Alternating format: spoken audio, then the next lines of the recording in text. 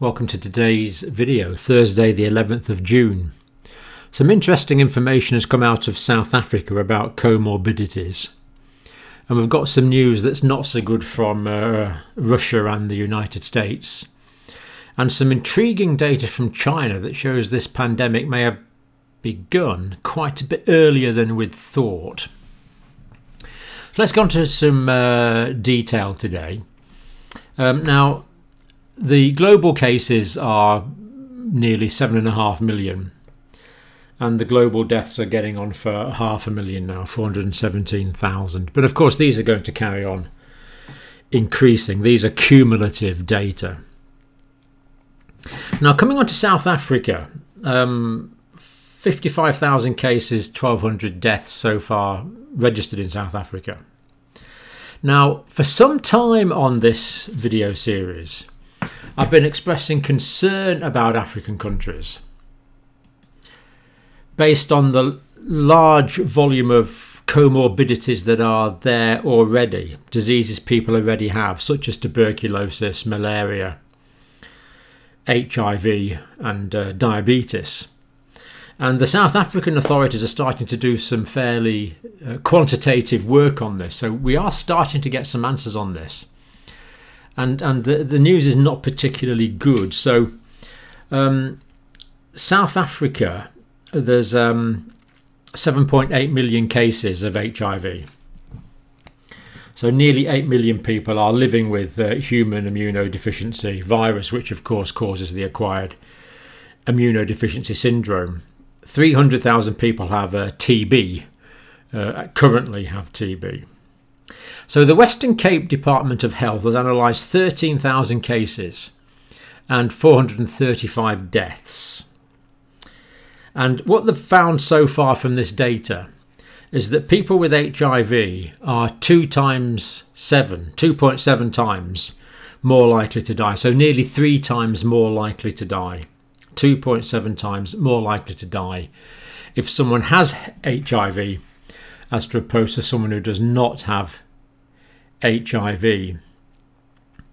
And all the way through this I've been thinking, surely HIV is not going to be such a problem if it's well managed and well controlled, because antiretroviral therapy is widely used in South Africa and has dramatically improved the health of the country.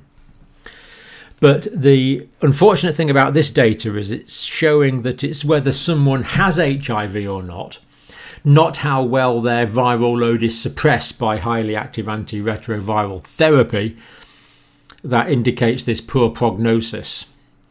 So someone with HIV is nearly 3 times more likely to die than someone who does not have HIV, regardless of how well the HIV is controlled. That is surprising, but it's what the data shows. People with tuberculosis are 2.5 times more likely to die than someone who does not have tuberculosis. So 2.58 times increased risk. So HIV nearly 3 times more likely to die. TB just over 2.5 times more likely to die than someone who does not have those conditions. And the other thing is there's so many people have got TB, have had TB in the past. They've recovered from TB. They're now better. And the people that have had TB in the past but have now recovered, they're 1.41 times more likely to die, presumably because they have some residual lung damage after the tuberculosis, but still a risk factor. And as we said, the increased risk factor for HIV, the people with HIV being 2.7 times more likely to die. That is irrespective of whether they are taking antiretroviral medication, unfortunately. So it was quite a revolution in South Africa when these highly active antiretrovirals came along, and life was restored basically to nearly 8 million people, because people on this do very well, because the drug actively, or the combination of drugs, actively reduces and suppresses the viral load, and they feel much better and are also less infectious. Still infectious, but less infectious. But whether they die of COVID or not doesn't seem to matter how well that is controlled. Now, this is alarming and has got consequences for the whole world because we have a pandemic of diabetes. It's something like 9% of the world's population has diabetes. It's a huge pandemic, and we have looked at this in detail in previous videos. And there's basically two types of diabetics in this world. There's those that are well controlled and keep their sugar levels down near physiological levels, and those that don't. And the ones that don't have high blood sugar levels.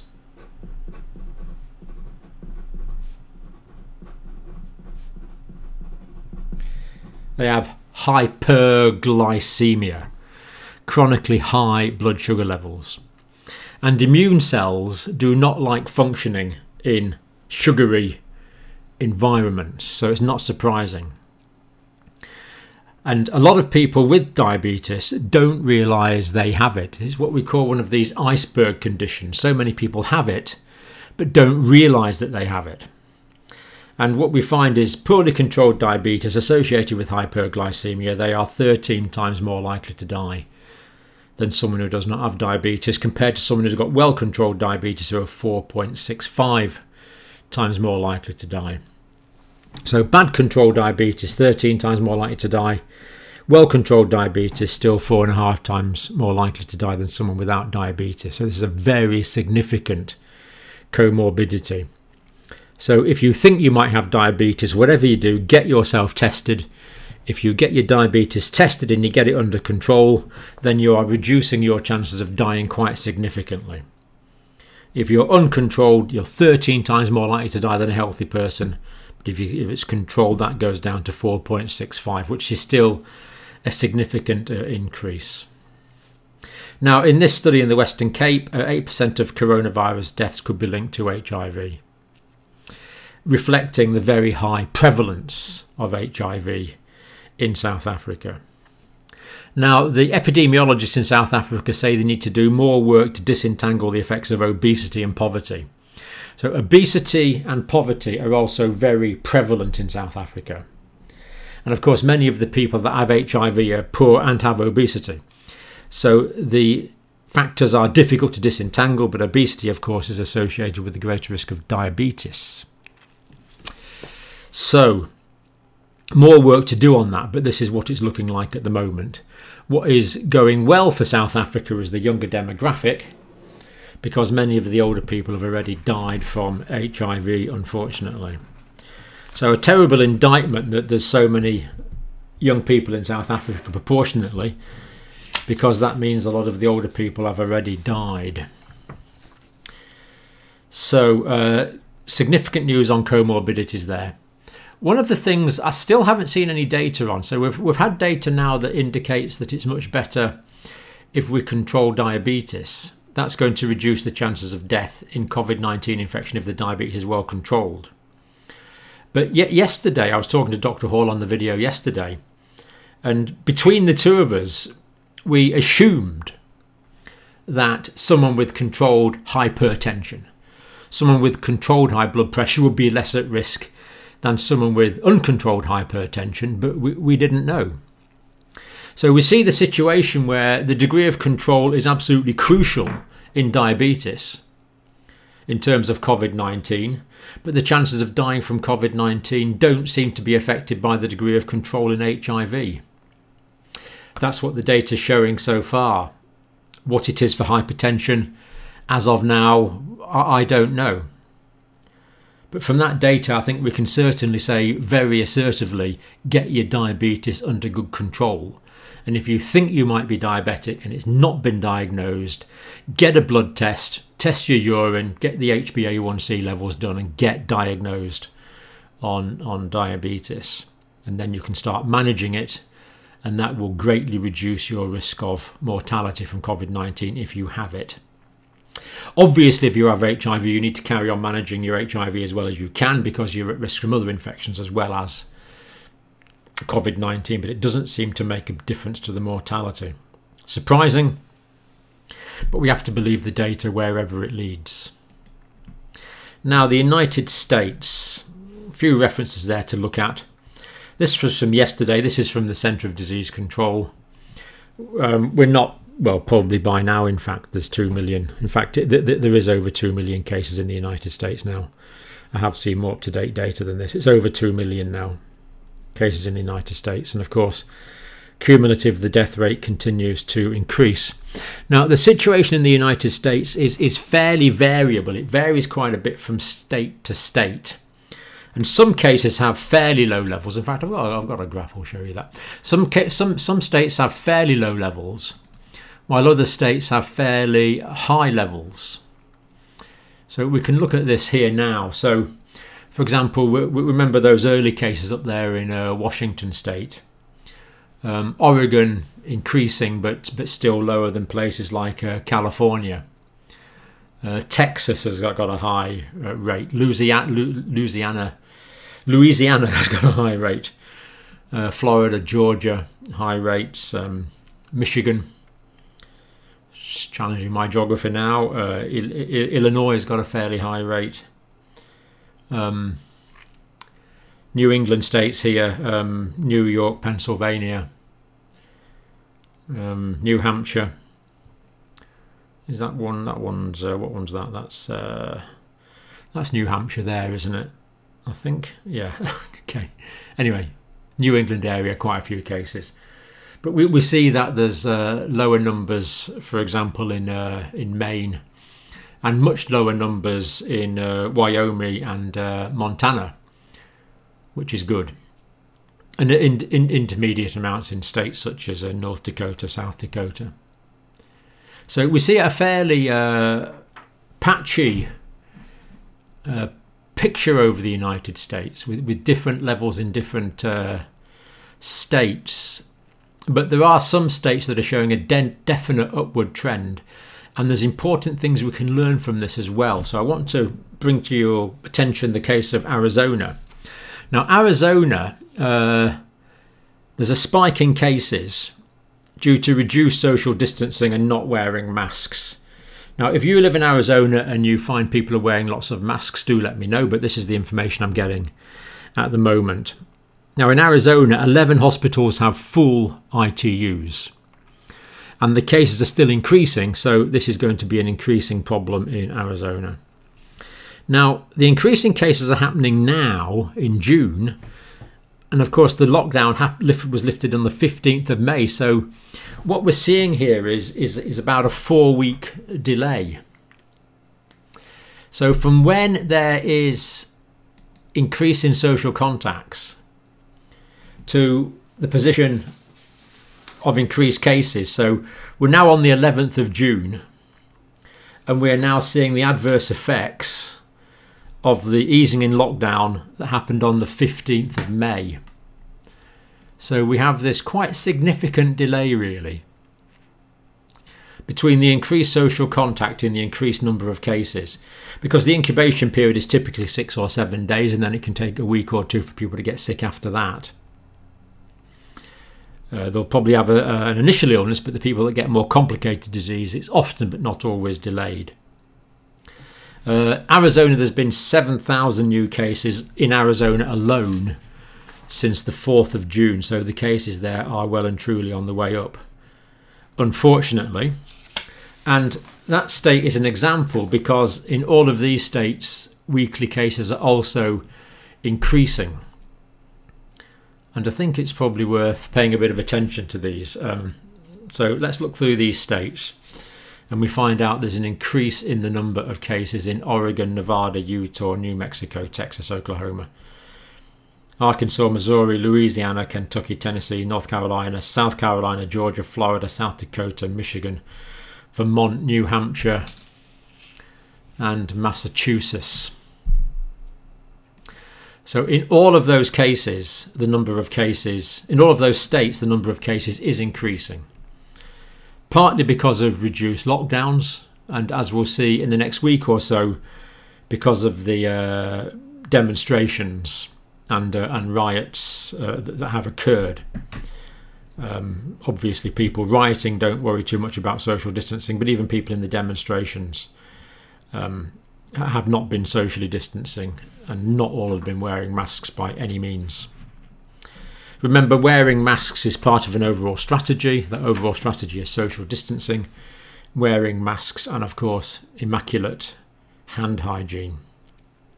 So these cases are all unfortunately on the way up in terms of cases. So cause for reflection in those states, I'm sure.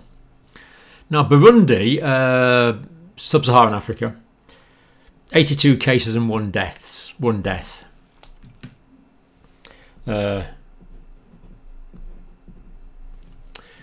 Said no more to say more about that. There's a reference. President, I'm not going to pronounce his name, but he's age 55 and he died suddenly after a cardiac arrest, the government says. So we have a previously healthy 55-year-old president who basically dies within a few days. Did he die of a heart attack and cardiac arrest? That's what the government says. A bit suspicious though. Although having said that, 55-year-olds do die of sudden cardiac causes, of course. Clearly the cases are higher than this because the testing is simply not there. Now, Brazil. Brazil. Population 212 million. 750,000 cases, nearly 40,000 deaths in Brazil. And the trajectory in Brazil is up. And yet cities are reopening as the deaths increase. The disease is spreading to all parts of the country. And it's estimated that in some areas already, 25% of the population in some areas have already been infected. Now, if 25% of the population is infected in some areas or affected, then 80% of those should have a mild illness. 15% of those will have quite a nasty illness, and 5% of those will be critical. And if it's 5 to 10% of those people need hospital care, and there's 25% of the population affected, they're not all going to get the care they need in many parts of Brazil. That is going to increase the case fatality rate. So quite a concerning situation, really. Limited news coming out of Brazil, but if you're in Brazil, if you've got some video, do send it to me. Do send me some stills pictures. It's hard to get news out of Brazil. Weak transport system for commuters. That means there's a lot of overcrowding in transport. And apparently they have no health minister.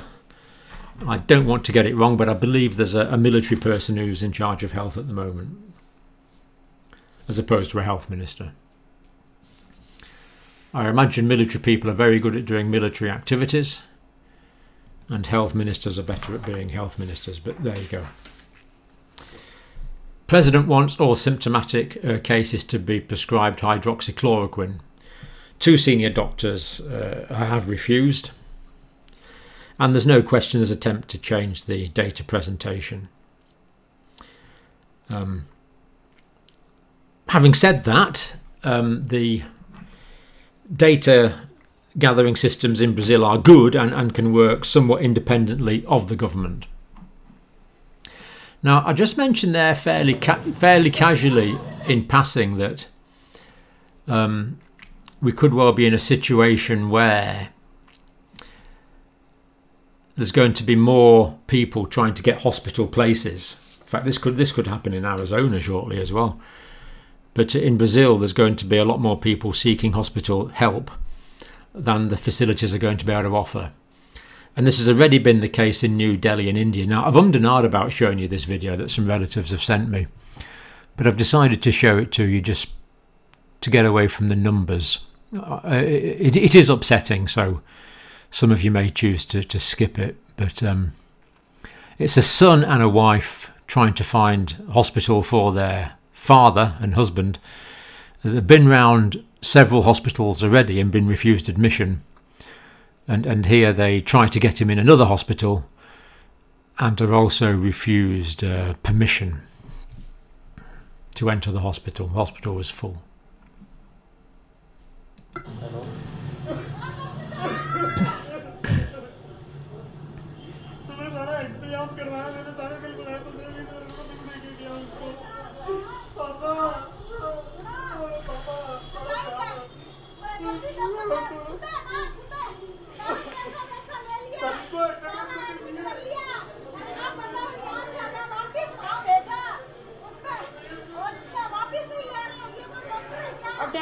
के लिए बहुत beds हैं, बहुत beds हैं।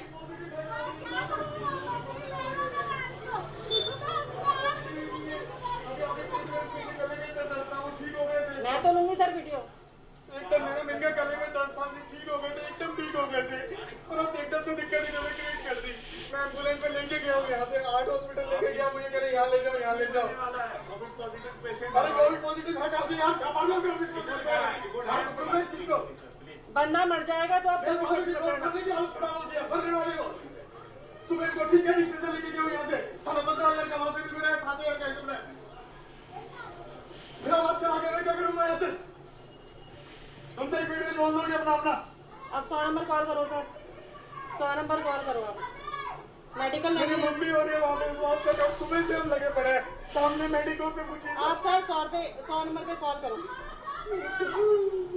ये medical negligence है। Public के साथ ऐसे क्यों करते हो? सुबह 8 बजे तुमने पैसे ले लिए, सारा कुछ तुमने कर लिया, आखिर आराम से भेज दिया चलते। अरे भैया एक बात तुम कर लो। ये तेरे भगवान है, ये अभी सांसें चल रही है मेरे भैया, अभी सांसें चल रही है उनकी यार।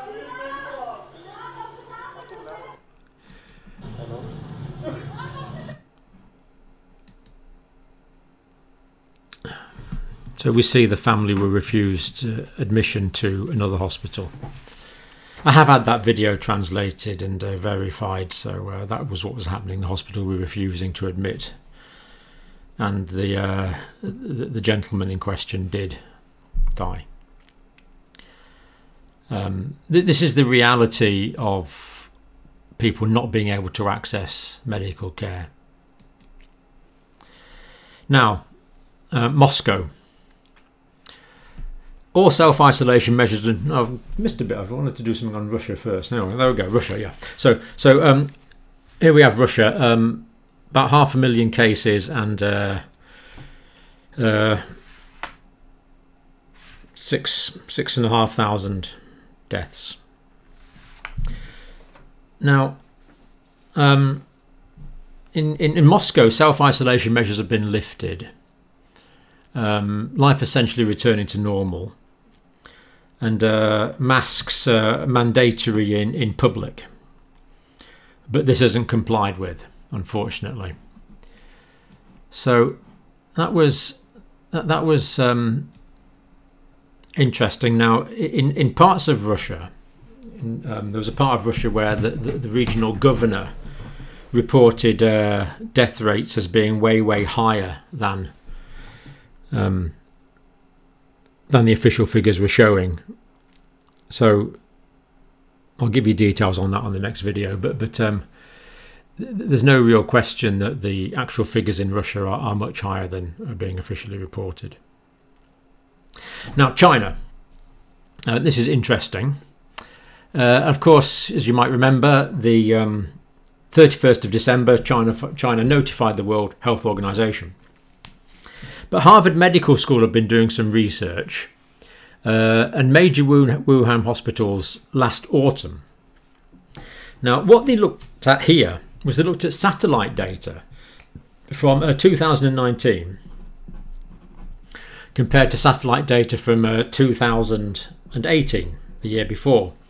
And they found that the car parks in several major hospitals in Wuhan were markedly busier, massively busier in 2019 than 2018 in October. So I thought, okay, fair enough. It's not really a slam dunk, is it? But interesting. But then combine that with the fact that they looked for the now the Chinese Google is this thing here. Can't even anyway. That's the Chinese Google. And searches from the Wuhan region for information on cough and diarrhea spiked about the same time.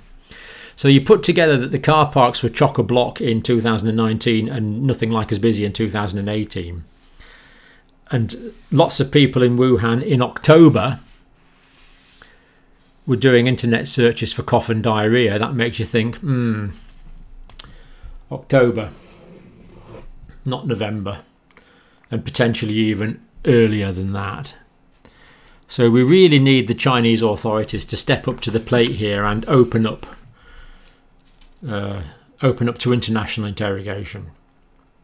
It's looking like this disease could have been spreading as early as September in Wuhan. Now finally the UK today. These cases aren't accurate, of course. The deaths are accurate. Over 41,000 deaths now. Now, scientific advisory group for emergencies, SAGE. Right, time for an apology now. I got this one completely wrong. Now, a while ago, the SAGE members were not published. It turns out now they are, and yesterday I said they weren't, so my apologies, they are. All the names, all the academic institutions, everything they do, all there, completely transparent now. It wasn't before. I was going on old-fashioned information, so apologies for that. And if you'd like to know in detail who's on SAGE, click that link and it'll take you straight through to a complete list. So thank you to all those people that corrected me. Now, the number of new cases according to the COVID tracker app in the UK is still 9,400 per day. The government's allowed a support bubble for people living on their own. So people that live on their own can visit one other family. So we'll have this like link between a household with one person and a family. But no outsiders. And people that live alone, for example, can only choose one household to do it. So if for example, if an older parent lives alone and they have 2 children, both with their own households, then they can only pick one of those households to visit. Now, keep getting questions. This is the FAQ section. Keep getting questions all the time about blood groups. Is blood groups a factor? Well, there is some observational data that shows that people with blood group A are at greater risk for death in serious disease than people with blood group O, but it's not peer-reviewed data yet, so we're keeping an eye on that one. And I suspect, I see no reason why blood group should be a factor in immunity. If it is, we've never heard of this in any previous disease I've ever heard of. But what it could be, it could be that the blood, the genes for blood group on the chromosome there, they'll have other genes next to them, and not very often these genes are co-inherited, so it could be a co-inheritance factor. But there is some initial observational data that does suggest that people with group A blood are at greater risk than people with group O blood. But again, it's nothing very firm as of yet. Good. All I need to do now is show you some of my favourite people.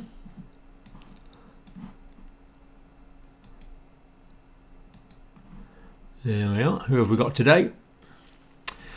Start off with Gabrielle, who watches in Manchester, just 100 or so miles south of me in the United Kingdom.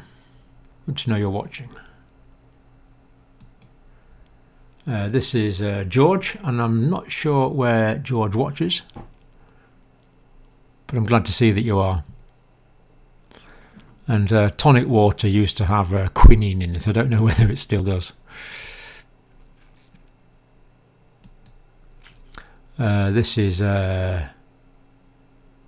now Guerrero. My apologies, Guerrero. I've got your name wrong, I know, but I know you live in Mexico, and I know you're watching Mexico, so delighted to see people are watching in Mexico. And Mexico, of course, has been quite badly affected.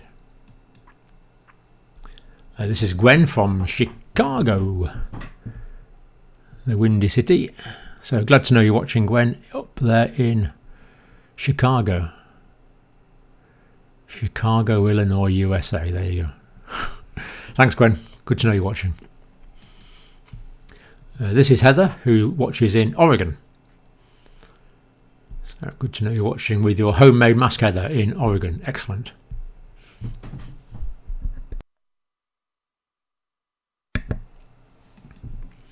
This is Holly, who watches in Scotland, just north of the border. Scotland starts about 9 miles north of where I live. So thank you for that, Holly. Great lighting effects. Well done. This is Hugh, who watches in Wales. Interesting line on masks, but it will break up the physical momentum of the air, which is good. This is Ian, also in Manchester. Social distancing world champion 2020. Pleased to hear it, Ian. Good man. And also, if I may say so, excellent taste in motorcycles. So thank you, Ian, from Manchester. Oh, this is Jeanette and Simon, who watch in Finland, in Lapland. And they've written in before, but they've said it's nice and sunny up there now, so they're getting some extra vitamin D from the sun, which is good. But only, of course, if the sun is 45 degrees or higher in the sky. This is Leon, who watches in Los Angeles. I think that was yesterday. Was that yesterday's lesson? I think that might have been yesterday's lesson. Great to know you're watching in Los Angeles. Thank you for the picture. This is Molly and Catherine. And Molly and Catherine, I'm not sure where you live, but it's great to know that you are watching.